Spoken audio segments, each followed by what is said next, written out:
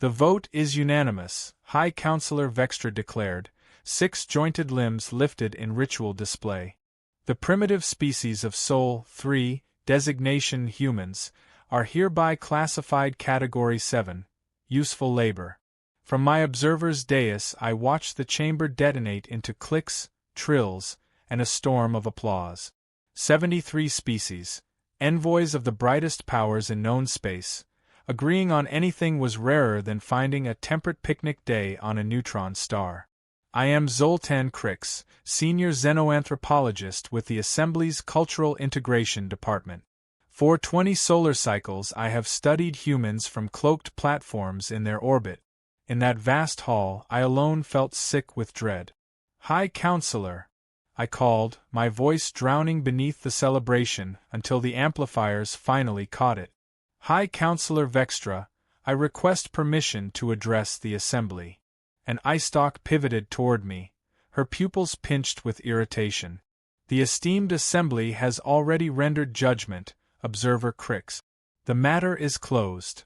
With respect, my latest reports were reviewed and dismissed, she cut in, flicking a perfunctory wave. Your peculiar fondness for this species grows tedious. Laughter rippled over tiered benches. Heat crept through my carapace. Counselor, designating humans as mere labor could prove catastrophically short-sighted. They exhibit factors our classification protocols do not weigh properly. She gave the universal gesture of dismissal, appendages drifting as if shooing smoke. Such as?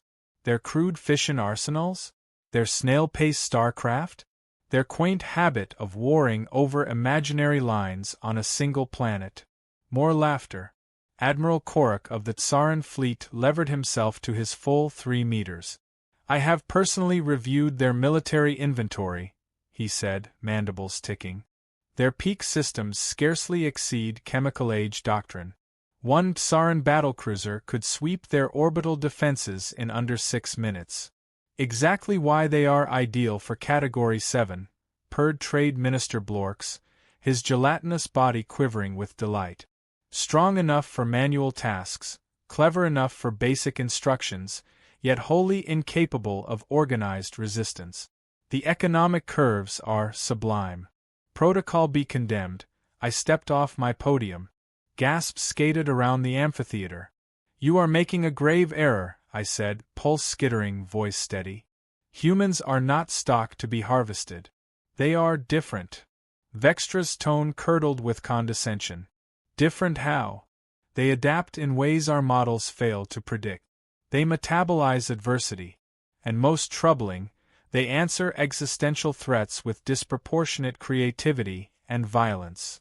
Scientist Supreme Yalvi drifted forward, a mind of sentient gas contained within a gleaming life suit. Observer Crix overstates, the modulated voice hummed. Our psychometrics forecast a 93.7% probability of comprehensive submission within 1 standard cycle of first contact.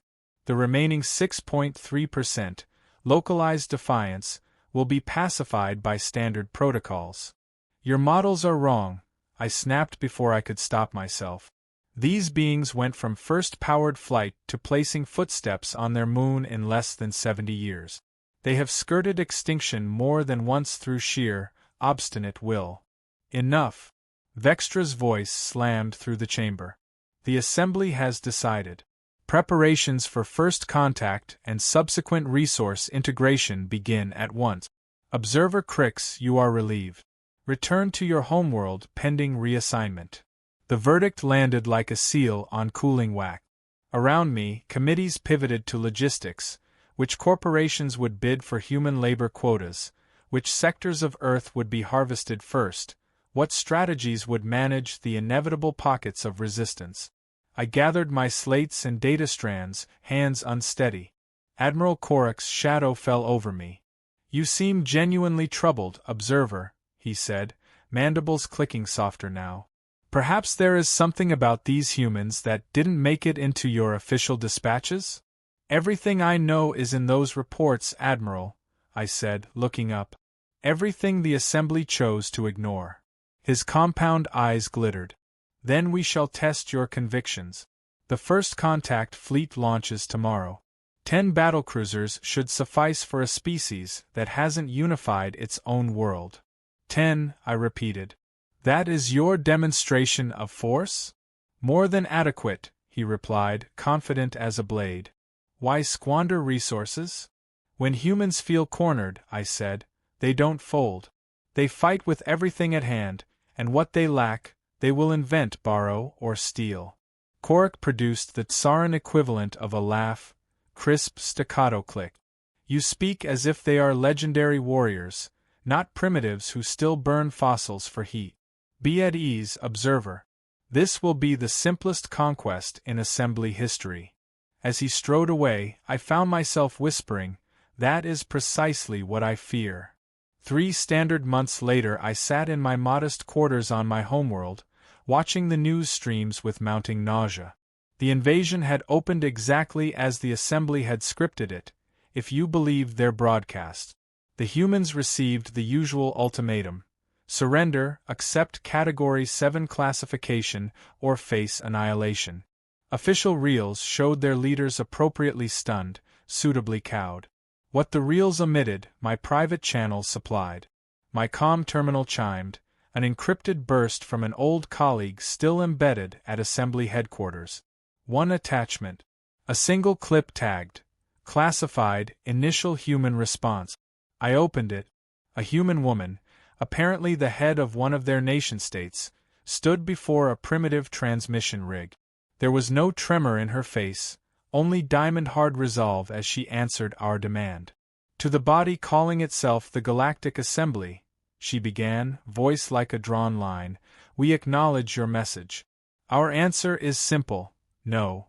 She let the word hang, then continued with a calm that felt colder than any threat. Across our history we have endured plagues, wars, and cataclysms. Each time we survived and we learned. We will not trade our freedom, our dignity, or our future to become labor for alien overlords. Her gaze never wavered. You possess technologies and weapons we have not yet matched. If you force this war upon us, understand, we will not be silent as we die. The transmission ended. The room seemed smaller. On the official channels, confetti graphics and upbeat narrators promised a swift resolution. In my gut, the old dread woke, stretching like something that had never truly slept. We will not be easily conquered. Persist, and we will devote every mind, every resource, every hand to your destruction. Yet we extend another path: peaceful contact, mutual respect, and cooperation. The choice is yours. Choose wisely. Humanity has never bowed to bullies, no matter which planet they hail from. The transmission ended. I leaned back, awash in equal parts pride and dread. This was precisely what I had warned them about. Humans never responded to threats like other species. They united, and when cornered, they fought back with a ferocity that terrified me. My terminal pulsed. Another classified alert. Tsaran battlecruiser Valoris Thunder destroyed. Impossible. Our battlecruisers were fortresses of war, nearly indestructible by primitive standards. Frantically, I pulled deeper into restricted channels, piecing together the truth. The humans had seized a scout ship during the early survey phase. Within days, mere days, they had reverse-engineered portions of its systems, enough to modify their crude nuclear arsenal with phase-shift warheads, bypassing our shields entirely. Another alert blinked. Emergency Council session convened. Human resistance exceeding all projections. I laughed bitterly. Projections. Models. I had screamed warnings for decades, and they had laughed at me. The screen flared to life again. Admiral Korik's stern visage filled the feed. But gone was his smug certainty. His mandibles twitched with unease. Observer Crix, he greeted stiffly. Your presence is requested at Assembly Headquarters. Transport is en route. Why? I asked, though I already knew. Your expertise regarding humans has become unexpectedly valuable, he admitted. I see. I let the words drip with restrained satisfaction. Tell me, Admiral, how fares the simplest conquest in Assembly history? His compound eyes darkened. We have lost 3 battlecruisers and 17 support craft. The humans do not behave according to predictive models. They rarely do, I said. The most alarming development, he continued, ignoring my tone, is that they have breached our communications lattice. They are broadcasting directly to member worlds. That froze me. What are they saying? They are offering amnesty to any species that withdraws from the conflict and recognizes Earth's sovereignty. Worse, they are distributing captured technology to outlier worlds the Assembly once rejected. I couldn't help but laugh. So not only are they resisting, you've handed them the keys to dismantle our political order, piece by piece. That, I said, is very human. This is no time for amusement, observer, Korak snapped. The Assembly is fracturing. Half our members now weigh Earth's offer against loyalty to this body. I leaned closer. And I suppose the High Council wants me to help you understand humanity well enough to defeat them? Essentially, Korak conceded. I stood, gathering a few belongings. I will return to the Assembly, Admiral. But not to aid in Earth's subjugation. I will argue for peace, before the humans decide merely defeating us is insufficient.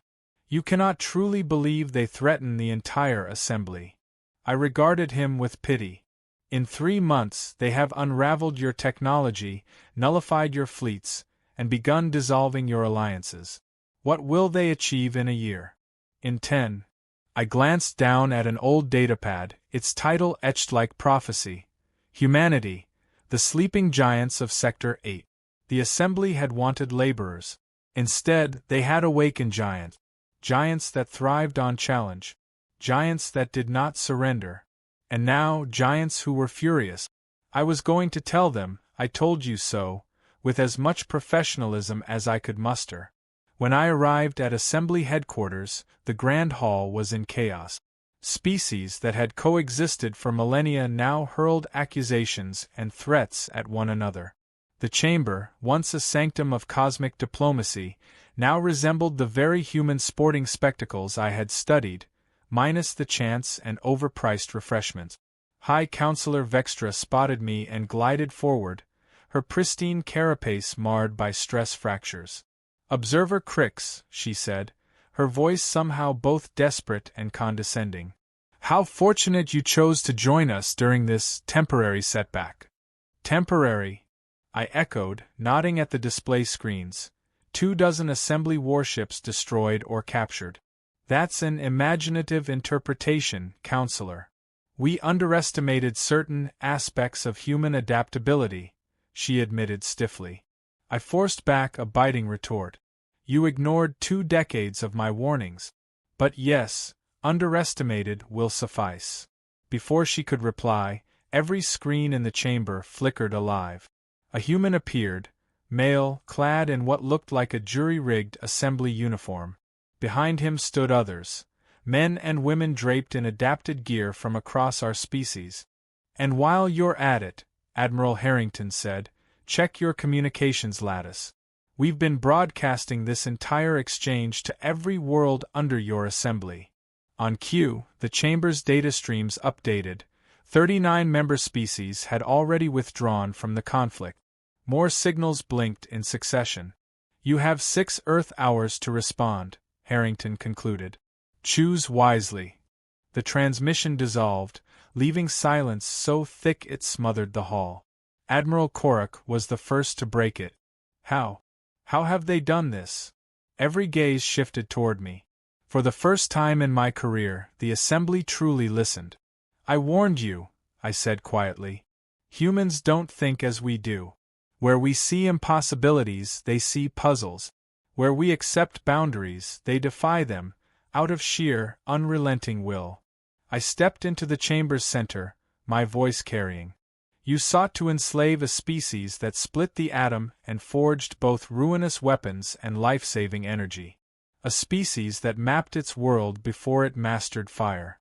A species that stared into the void of space and said, 'Yes, let's go there.'" High Counselor Vextra's eye stalks sagged with weariness. "What do you recommend, Observer Crix?" Accept their terms, I replied without pause. And be grateful they're offering terms at all. Prepare yourselves for a very different galaxy. As arguments erupted around me, my private communicator thrummed. The sender was unlisted, but I instantly knew the source. Thank you for trying to warn them, Observer Crix. We found your reports in the Assembly archives. Impressive insight for one who has never met a human. Would you like to? We could use someone who understands both sides. Admiral Harrington. I smiled faintly as the Assembly bickered. They had wanted slaves. Now they should pray humanity didn't decide to reverse the roles. The galaxy was already shifting, and I found myself looking forward to the upheaval. I had never imagined I would set foot aboard a human vessel. Yet here I stood on the bridge of the humanity's reply, once the jewel of the Tsaran fleet, Valorous Thunder. In weeks, the humans had not only mastered its systems, but altered them in ways that would have garnered awards at any assembly symposium. Observer Crix, welcome aboard, Admiral Harrington greeted, extending a hand in their peculiar ritual of goodwill. I extended my primary appendage, mimicking the handshake. Thank you for the invitation, Admiral. Though I am no longer officially an observer. The Assembly stripped my title after I urged them to accept your terms. Harrington's lips curved upward, an expression I was learning signified amusement, not aggression. Their loss, our gain. We've prepared quarters for you. The old executive officer's cabin. I hope you'll find it sufficient. A younger human woman approached, carrying a modified Assembly comm unit. Admiral, we've intercepted another distress signal from the Procyon sector. 3 more Assembly worlds voting to join the Earth Coalition. Excellent work, Lieutenant Kazuki, Harrington replied. Add them to tomorrow's summit briefing. I marveled at the speed of their diplomacy. In 6 weeks since the Assembly's capitulation, humanity had forged relations with 47 worlds. Many were once Category 7 resource planets, desperate for protection. But more were full member states, hedging their future on this new power block. You seem impressed, Harrington observed. Baffled may be more precise, I admitted. The Assembly required centuries to shape its coalition. You have built a rival block in 2 months. Harrington shrugged, a gesture uniquely human. Turns out, if you treat other species as equals instead of assets, they're eager to cooperate. Who could have guessed? The sarcasm was transparent. Most Assembly civilizations had evolved in hierarchies. Equality was foreign to us. For humans, Harrington said, adaptation is the natural state. His expression shifted. Come, I'd like to show you something. He guided me through reconfigured corridors, fitted for human dimensions yet designed with cross-species access. Along the way, I saw crew from 6 worlds working shoulder to shoulder with humans, all in the dark uniforms of the Earth Coalition. We entered what had once been the Auxiliary Command Hub. Now it was Mission Control, a hive of consoles, hollow displays, and activity. This is Dr. Layla Patel, head of reverse engineering, Harrington introduced. A human female with deep brown skin and sharp, intelligent eyes inclined her head. Observer Crix, your xenoanthropology work was invaluable in grasping Assembly psychology, especially your comparative models across divergent evolutionary paths. You've read my academic publications? I asked, stunned. Of course, she said brightly. We downloaded the entire Assembly archive in the first week. Before I could react, she motioned to the central display. Allow me to introduce Project Phoenix. The screen filled with the image of a massive orbital framework above Earth. Hundreds of ships, some human-built, others repurposed assembly craft, moved in choreographed arcs around a colossal structure kilometers wide. What am I seeing? I asked. The first Earth Defense Fleet carrier, Harrington said. We've merged assembly phase drive principles with our own propulsion theories to birth something new. Dr. Patel, he prompted. She tapped commands. The display shifted to show a smaller vessel in deep space. Without warning, the ship vanished, then reappeared light years away almost instantly. That's impossible, I breathed. Phase drives are limited to jumps under a light year before cooling cycles. Thermal instability. Only with conventional matrices, Patel interjected, her enthusiasm palpable. By inverting the quantum field and introducing a Higgs boson cascade, we bypass thermal limits. My limbs stiffened. You solved the Yarlvik paradox? Assembly physicists have wrestled with that for 9 centuries. Harrington smiled. Dr. Patel cracked it in 3 days. Once we understood the fundamentals, the path was clear. Clear, I echoed faintly. The real breakthrough, Patel continued, was entanglement integration. By synchronizing multiple phase drives, we can transport vessels of any scale, limited only by our targeting. I stared at the display, the implications spiraling through my mind. In less than 3 months, humanity had leapfrogged centuries of research. The Assembly's so-called primitives had just rewritten the laws of galactic travel. My exoskeleton must have paled, because Admiral Harrington laid a steady hand on my shoulder. "We are not building an empire, Observer Crix," he said. "But after what happened, humanity made a single vow: never again will we stand defenseless. The Phoenix carrier isn't a weapon of conquest, it's our insurance against extinction." "The Assembly will never see it that way," I cautioned. "They will treat this as an existential threat." "Perhaps," Harrington admitted. "Which is why you're here. We need someone who understands both sides, someone who can build bridges rather than walls." "You want me as a diplomat?" I asked, incredulous. "We want you as a teacher," Dr. Patel interjected warmly. "Help us understand the species we share this galaxy with. And help them understand us." Before I could reply, alarms screamed through the vessel. "Admiral, to the bridge!" Lieutenant Kazuki's voice snapped over the comms. Multiple Assembly battlecruisers detected on approach vector. We arrived to find the bridge a storm of controlled urgency. Tactical displays showed 5 Sarin-class battlecruisers advancing in tight formation toward Earth's defense grid. "Status," Harrington barked, slipping seamlessly from statesman to commander. 5 Sarin-class capital ships, reported a tactical officer. "All weapons charged." No response to hails. "Coalition fleet?" Harrington demanded. "Defense platforms live. Prototype squadron intercept in 3 minutes." I leaned closer. "Admiral, those are purification fleet vessels. They're designed for planetary bombardment." Harrington's expression hardened. "They wouldn't dare." "The Council wouldn't," I agreed grimly. "But this isn't official Assembly action. Look at their identifiers. They're running dark. This is rogue." "By whom?" "If I had to guess, Admiral Korak. He lost everything when his projections on human resistance collapsed. This would be his gambit for redemption." Harrington processed in an instant. "Lieutenant Kazuki, open a direct line, every channel, even Sarin military bands." "Those are encrypted," I reminded. He gave me a look that combined amusement with steel. "Not to us." The main viewscreen flared, revealing the command deck of the lead cruiser. Admiral Korak's towering form glared into the feed. "Admiral Korak," Harrington said, calm but sharp. "You are in violation of the peace accords. Withdraw immediately." Korak's mandibles clicked in scorn. "Peace accords? You coerced the Assembly with deception and trickery. Your technological anomaly must be purged."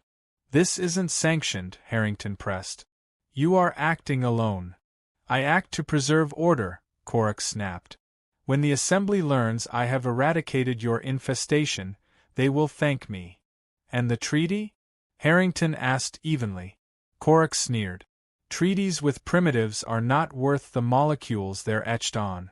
Category 7 exists to serve, not dictate." I stepped forward into view. "Admiral Korak, please. As a fellow citizen of the Assembly, I beg you to reconsider. You cannot fathom the consequences." His eyes narrowed. "Observer Crix. Traitor. You consort with vermin against your own kind. The Assembly's interests are not served by provoking a species that has already demonstrated superiority, I argued. Technological tricks. Korak roared. Their advantage was surprise, no more. Our shields are recalibrated. Their weapons will fail. Harrington gestured. His tactical officer sent a burst transmission. We've provided you sensor telemetry of our defenses, Harrington said. Review it before you make a catastrophic mistake. Korak's eyes darted to an unseen console, widening before narrowing again. Fabrications. Illusions. You cannot deceive me. Final warning, Harrington said softly, his voice now ablade. Withdraw, or we will prove those readings accurate. Korak pressed his weapon's appendage to his honor gland, the Tsaran pledge of total battle. We will cleanse this system. All vessels advance. Bombardment pattern Sigma 9. The channel cut. Harrington glanced at the tactical board, then at me. Observer Crix, I gave him every chance. Remember that. What will you do? I asked, fear seeping into my voice. Lieutenant Commander Ortiz, Harrington ordered. Defense Protocol Echo 7. Minimal force parameters. Disable, not destroy. Aye, Admiral. Echo 7 engaged. What followed still haunts me. From orbit, 5 tiny objects launched from hidden platforms. Barely visible, they streaked across space faster than any weapon I had ever studied. In seconds they reached the massive battlecruisers. No explosions. No beam fire. No kinetic impacts. The ships simply died. Engines failed, weapons darkened, shields collapsed. One by one, the behemoths became drifting hulks, powerless in the void. My voice shook. What did you do? Localized EMP integrated with phase space collapse, Dr. Patel said, scanning her console. We disrupted the quantum lattice sustaining their drives, then cascaded the failure across power relays. Elegant, surgical. That should not be possible. Yet, Harrington said quietly, here we are. Reopen channel to Korak, Harrington ordered. The screen lit again, showing his bridge drenched in emergency red. Korak's pale carapace gleamed with fear. Admiral Korak, Harrington said, voice firm but free of malice. Your ships are disabled, not destroyed. We will sustain your life support until assembly retrieval.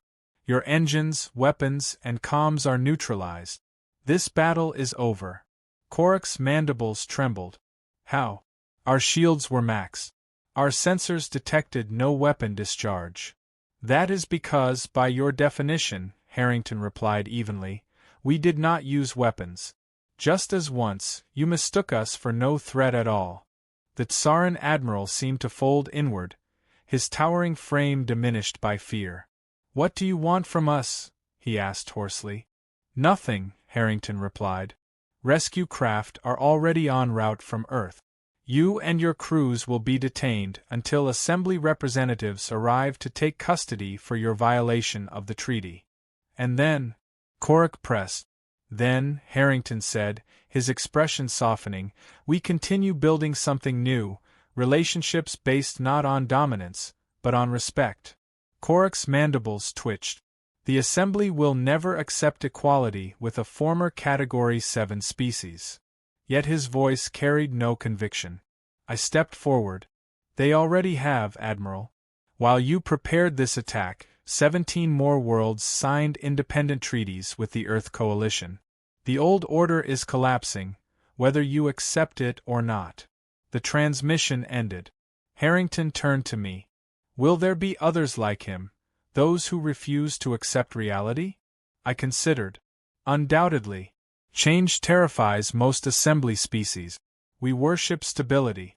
It's why we clung to illusions of superiority for millennia, while innovation stagnated.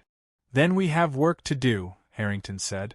Dr. Patel, accelerate the cultural exchange program.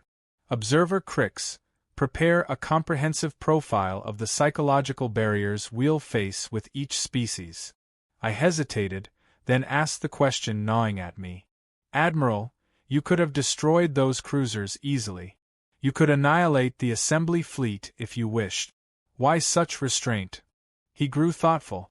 Because history taught us one truth. Power isn't defined by what you can destroy, it's defined by what you choose not to. Any advanced civilization can obliterate its rivals. But holding that power and choosing mercy, that is what makes a civilization worthy. He gestured to the bridge around us, where humans and aliens now worked shoulder to shoulder. We don't want to rule the galaxy, Observer Crix. We just want a place in it as equals. Not as servants. Not as masters. On the view screen, the disabled battlecruisers drifted silently.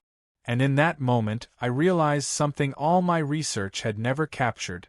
Humanity's greatest gift was not their adaptability, nor their brilliant capacity for invention. It was their ability to imagine a future radically different from the one history seemed to demand, and then make it real. The Assembly had voted to enslave them. Now those same powers were pleading for mercy, for inclusion, for partnership. And against all reason, the humans granted it. 1 standard year later, I stood beside Admiral Harrington inside the newly constructed Galactic Cooperation Council chambers. The station orbited neutral space above a nameless world. Representatives of 112 species filled the amphitheater. Most were former assembly powers, but 27 were species once dismissed as resources, denied voices in galactic affairs. Until now. Distinguished representatives, Harrington began, his voice steady. A year ago we faced each other across battle lines. Today we gather as partners, to shape a just and unified galactic community. The chamber thundered with sound. Clicks, trills, roars, harmonics. A symphony of affirmation. I watched with pride as the first resolutions passed. The abolition of the species classification system, the establishment of technological and cultural exchange programs, the creation of a mutual defense charter. During recess, High Counselor Vextra approached. Once the embodiment of arrogance, now she carried herself with cautious humility. Observer Crix, she greeted, granting me my old title. Your predictions regarding humanity proved remarkably accurate. Thank you, Counselor, I said, though I admitted, I did not foresee just how quickly they would rewrite galactic politics. She turned to Harrington. Admiral, many of us still struggle with the speed of these changes.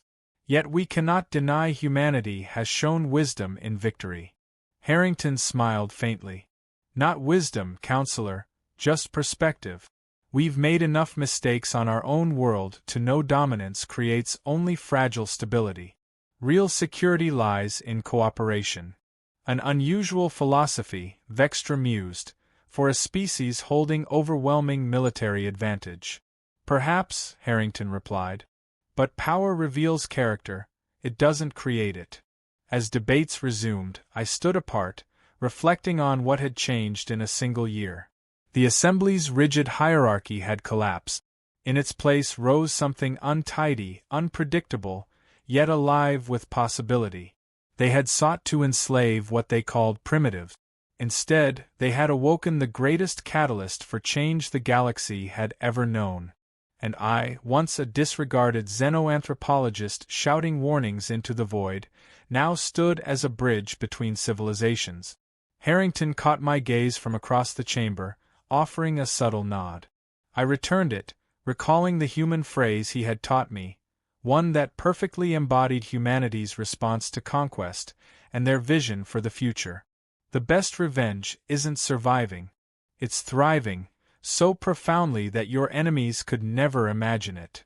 The Assembly had demanded submission. They received partnership. They had sought slaves. They found teachers. They had expected obedience. They discovered equals. And the galaxy would never again be the same. And so, dear listener, the tale of humanity's rise is not just about war, but about the courage to imagine a different tomorrow. If you found yourself walking these starlit halls, facing impossible choices alongside Zoltan Crix and Admiral Harrington, don't let the journey end here. Subscribe to the channel for more stories of survival and defiance. Like, share, and comment below with the kind of sci-fi worlds you long to explore. And tell us, what story should we bring to life next? Because in the end, the future is not written in the stars. It is written by us.